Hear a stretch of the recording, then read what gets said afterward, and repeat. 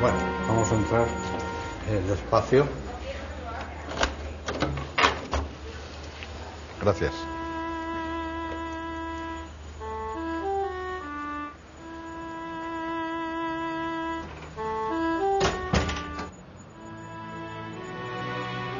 Te voy a presentar a Andrés Campuzano. ¿Qué tal? ¿Qué tal? Encantado. Manuel Vicente. ¿Y cuántos colaboradores tienes? Pues mira, normalmente tengo un par de personas. Primero porque no tengo mucho trabajo, segundo porque yo desarrollo todo personalmente y en los momentos de concursos y de trabajo pues tengo, ya te digo, pues 5 o 6 personas aquí. ¿Y fue el primer estudio desde cuándo lo tienes? El primer estudio que hemos tenido y el único, ¿no? ¿Desde qué año? Desde el año 55. Sí. ¿No te has movido de aquí? No me voy de aquí. Y la instalación pues tiene los mismos tableros de aquella época, ¿no? Esta es la zona de trabajo que tiene unos tableros dibujados por nosotros que se apoyan en una balda continua, ¿no? O sea, es flexible la situación. Y luego tienen la posibilidad de ponerse vertical o horizontal. Y este eje central tiene los archivos muertos arriba y debajo los archivos vivos. Y aquí una especie de mostrador de... ¿Y tú qué tal te llevas con los ordenadores? Yo personalmente no los uso, ¿no? Sí. Sino que tengo unos ayudantes que manejan el ordenador. Y yo estoy dedicado al trabajo de dibujo en el tablero, ¿no? ¿Y te pasas todo el día prácticamente allí amarrado al tablero? Prácticamente es lo que me gusta. Sí. Es lo que me gusta, amartillar y dibujar, comprobar gráficamente las ideas que tengo yo en la cabeza, pero si lo desarrolla otra persona, no soy yo el que tiene las ideas, ¿comprendes? Es el mismo persona que tiene las ideas que lo desarrolla, que es mucho más rápido. Esta diapositiva es el Instituto de Herrera de Pisuerga, que fue la primera obra en colaboración con Ramón Vázquez Molezún, que acababa de llegar del pensionado de Roma. Esta obra es del año 54, entonces estábamos en España en plena autarquía. Es un ejemplo de una obra sin contratista, está hecha por los obreros del ayuntamiento de Herrera de Pisuerga, ¿no? Y fue una de las primeras obras que hicisteis. La primera de colaboración, ¿no? No tiene calefacción, en aquella época no se hacía calefacción. ¿Por qué no había calefacción? ¿Por qué no se hacía? Porque no se hacía, no era normal en aquella época hacer ni viviendas ni institutos. Es que no nos damos cuenta de lo distinto que era la situación en aquella época, ¿no? Entonces nosotros giramos el edificio, como ves está girado a mediodía, y entonces todas las cubiertas están hechas para que entrara el sol, ¿no? Entonces la opuesta, no, espera. Bueno, esta obra cronológicamente es la siguiente, y esta es una residencia infantil en Miraflores que hicimos con Alejandro de la Sota. Está a media ladera en la serranía de Miraflores y tiene dos partes, una parte que es de piedra y hormigón, que son los suelos escalonados, y una cubierta de tabla y de duralita que cubre todo el... ¿Y es la segunda obra que hicisteis juntos? La segunda obra. Aquí la ves a la media ladera con la cubierta de uralita y vigas de madera. ¿De qué año es? Este es de 1957, un poco antes del pabellón de Bruselas, ¿no? Bueno, pasamos a... Sí. Ese es el pabellón, ¿no? Este es el pabellón. Aquí ves la planta y la planta de cubiertas. Se inició en el 57, por esta época, con un concurso convocado por el Ministerio de Educación Nacional para hacer el pabellón en el Parque de Heysel en Bruselas, ¿no? Nos presentamos Ramón y yo al concurso este. Las condiciones del concurso era que había que conservar una serie de arbolado y por otro lado tenía que ser desmontable el pabellón. Entonces se nos ocurrió la idea de hacer unos elementos ligeros de forma hexagonal sostenidos por un soporte, un tubo. Entonces estos elementos desaguan por el tubo, desaguaban. Entonces, claro, tú podías colocarlos como quisieras porque tenían ya su desagüe. Y con este elemento bordeamos todos los árboles y al mismo tiempo, colocándolos más altos o más bajos, pues seguíamos la topografía del terreno. Y en aquella exposición de Bruselas, ¿qué expuso España dentro de esa obra tan moderna? El tema de nuestra propuesta, que era la que nos dieron el premio, ¿no?, de instalación, era la realidad española, es decir, la fiesta en España, la industria, el trabajo, la arqueología. Entonces, en esos niveles estaban representadas con fotografías o con vitrinas que contenían objetos algunas veces en la historia o la arqueología, pues esas vitrinas contenían objetos sacados de los museos. Esto era una exposición muy, muy sintética, ¿no?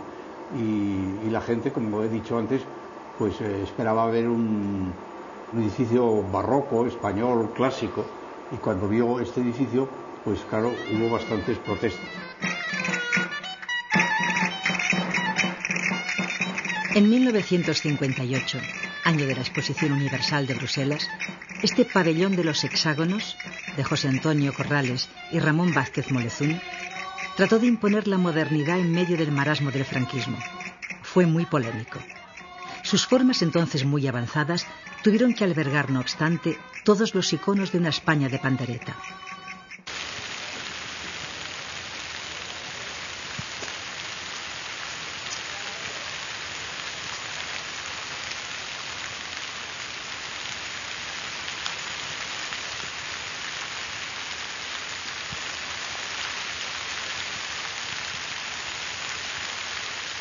Su construcción se ideó para ser desmontada. Terminada la exposición de Bruselas, se trasladó a Madrid para convertirse en el pabellón del Ministerio de Agricultura en la Feria Internacional del Campo.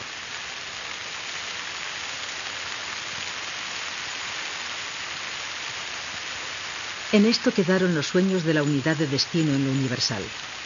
Bajo los hexágonos derruidos imperan hoy las ratas, y donde entonces bailaron los coros y danzas, ahora pasa el viento y la lluvia. Un ejemplo de la derrota de la arquitectura. He aquí el caso de un arquitecto, Corrales, que sobrevive a su obra.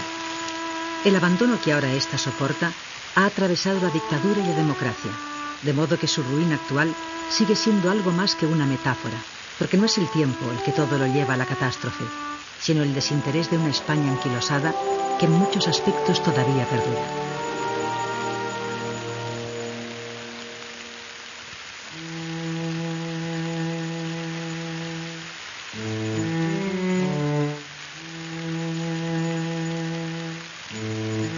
¿Qué sensación te produce cuando ves una obra tuya que le has puesto todo tu interés y Pues, todo hombre, tu talento, verlo abandonado o derruido? De que no está cuidado, ¿no? De que no está comprendido tampoco, ni valorado.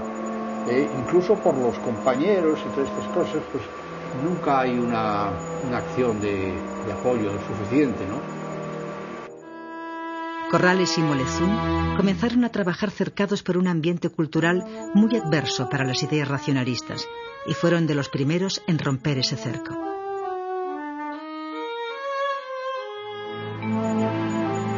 Después, llegada la democracia, Corrales siguió solo, sin abandonar nunca su sello personal. Una arquitectura ecléctica, orgánica, brillante, aunque con una pureza muy pragmática.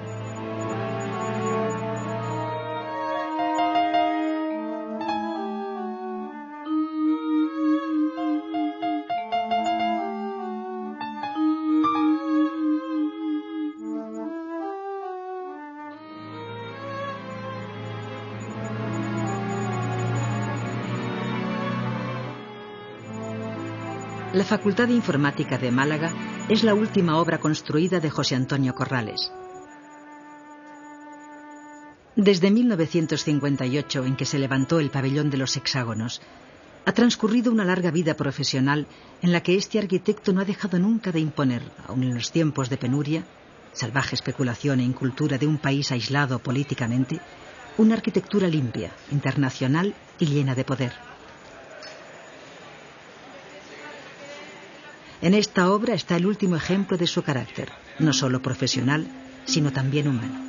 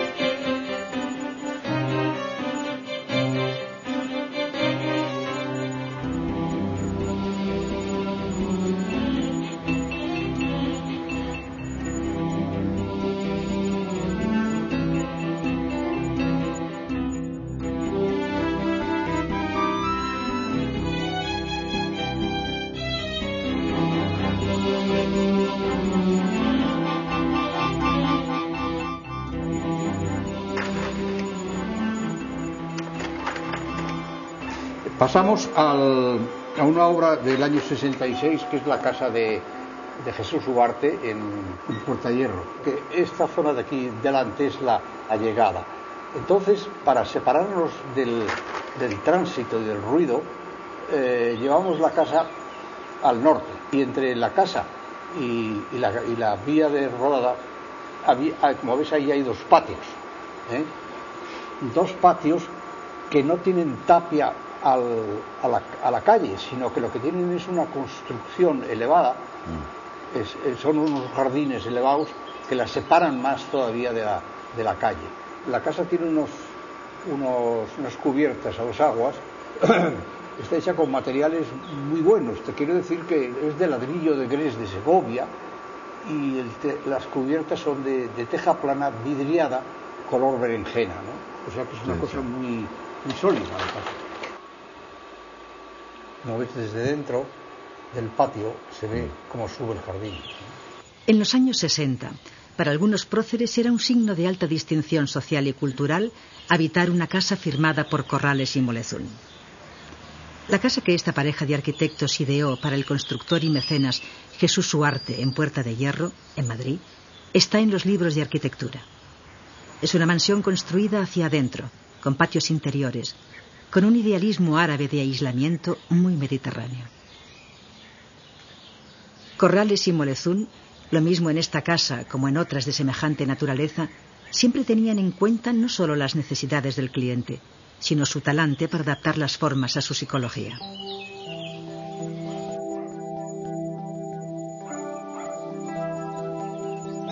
La propia casa que Corrales se construyó en Aravaca y la que levantó para Camilo José Cela en la Bonanova de Palma de Mallorca son mansiones con estilo, que se deduce al conjugar la personalidad del arquitecto con la del futuro habitante, sin que ninguno de los dos se sienta traicionado.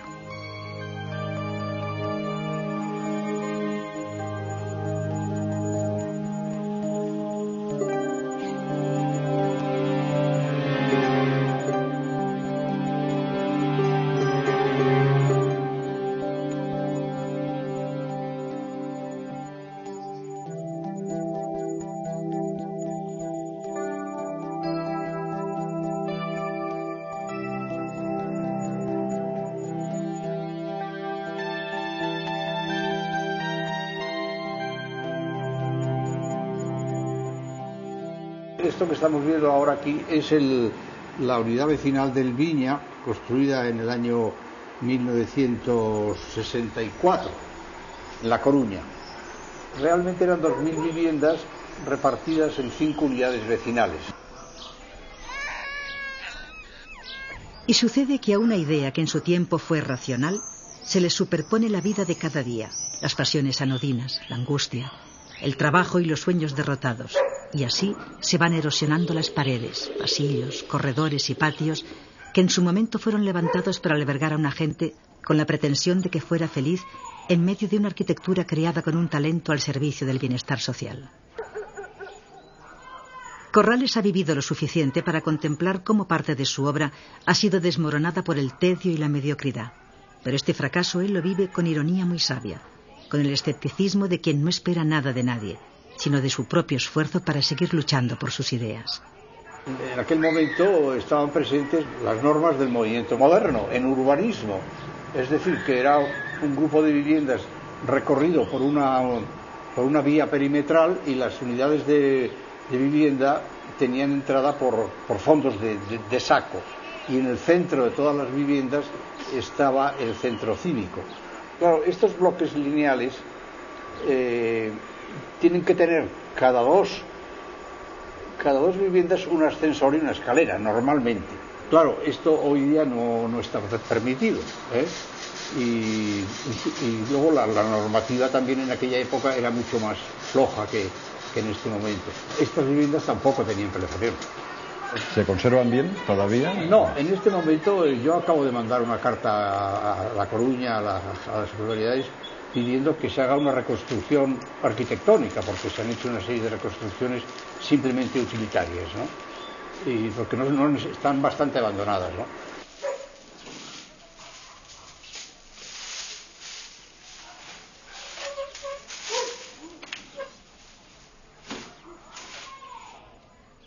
Se trata de una batalla por estar siempre a la altura de la contemporaneidad. Nunca como con este arquitecto, la rutina diaria da una sensación más clara de creatividad. Delante de las viviendas, ¿no? En el momento de la ¿Eso qué año era? La inauguración debió de ser el 67, 68, que la inauguró Franco.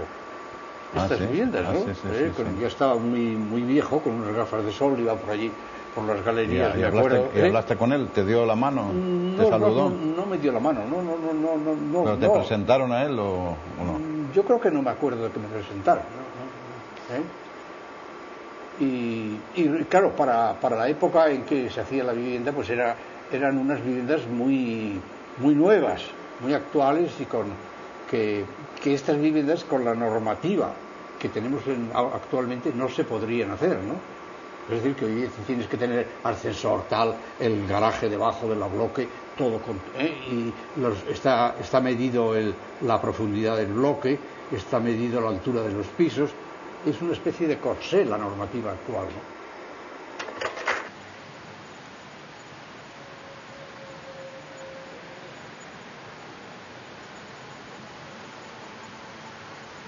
Hoy ha venido tu hijo, sí. Marcos, ¿no? Se llama Marcos, sí. Y es arquitecto. Es arquitecto. ¿Y cuántos hijos tienes? Tengo 4. 2 arquitectos, que son Marcos, sí, y Mateo. Sí. Y luego tengo otros 2, que son Pablo y Tomás. ¿A qué se dedica? Pues mira, Tomás iban al liceo francés y era un chico brillantísimo, ¿no? En el teatro y todas esas cosas. Ha trabajado en cine, sí, mucho, y ahora está pasando vídeos y cosas de esas, ¿no? Que es el pequeño que no ha podido venir. Bueno, entonces pues como te decía, edificio del Banco Unión, edificio, un concurso que invitaron a 10 arquitectos, todos estos que estábamos en el ranking, ¿no? Alejandro de la Sota, Julio Cano, nosotros 2. Sí. ¿Y de qué año es? En el año 70, ¿no? Y entonces, pues, nos dieron el premio, ¿Y se construyó? ¿En qué año? Se acabó en el año 75, ¿no? Y las características, pues ya sabes que son el uso del aluminio anodizado en rojo, que se colorea con la luz y es como un camaleón, ¿no? Y luego los tubos verticales que llevan el aire acondicionado y esta gafa de protección solar a mediodía de cristal atérmico que no la tiene en la fachada norte, ¿no? Y el uso del aluminio anodizado. Sí. Este fue el primero de la serie de bancos, del BBV y todos estos que... Luego fue el concurso del BBV fue posterior a este, ¿no? Del primo de Ramón, de Oteiza, y luego de Palazuelo. Camina recio, con taconazos duros.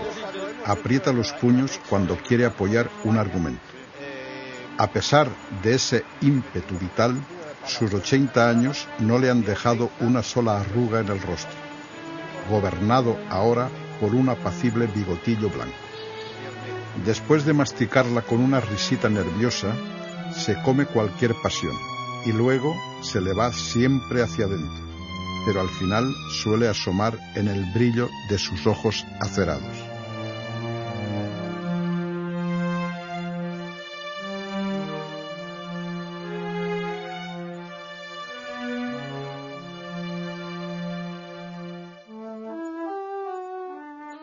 Corrales y Vázquez Molezún constituyeron una pareja de arquitectos de moda en los años 60. Molezún murió prematuramente y Corrales siguió solo el camino mantenido por la propia firmeza. Esa es la sensación que produce cuando lo oyes hablar con palabras balbucientes o atropelladas que en realidad están talladas por una voluntad indomable.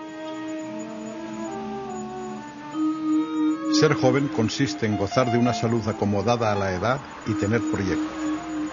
José Antonio Corrales examina el correo cada día y atiende las llamadas con la ansiedad del recién salido de la escuela que está esperando el primer encargo. Pese a que el tiempo ha pasado por encima de su obra y ha dejado en ella algunas huellas de destrucción, su espíritu de resistencia ha quedado intacto. Esa misma tenacidad ha llegado a marcar su talante y su forma de trabajar. Corrales viene en el catálogo de las personas y cosas que no cambian, y así, ajeno a las nuevas tecnologías informáticas, se le puede ver amarrado al tablero de toda la vida, castigándose a sí mismo contra la pared cegada de su estudio, con el compás y el cartabón en un ejercicio ascético, escalando los planos con una obcecación muy juvenil. No ha pasado el tiempo. Su alma no se distingue de la piel tersa de su rostro. Le verás caminar duro, con un proyecto enrollado en la mano, con más de 80 años, con todo el futuro por delante.